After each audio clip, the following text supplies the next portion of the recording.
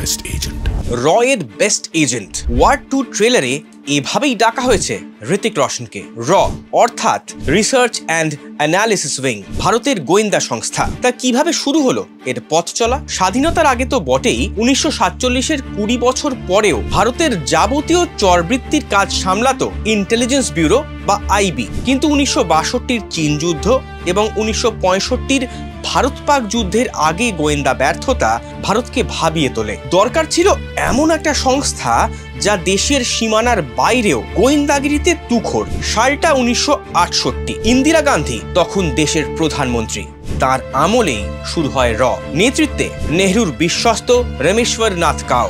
জন্মলগ্ন থেকেই রয়ের কামাল দেখানো শুরু। 1971-এর মুক্তিযুদ্ধে পাকিস্তানকে পর্যুদস্ত করা, কিংবা 1998-তে আমেরিকাকে ফাঁকি দিয়ে পোখরানে পরমাণু অস্ত্র পরীক্ষা। র না থাকলে উপমহাদেশের ইতিহাসটাই আজ অন্যরকম হতো।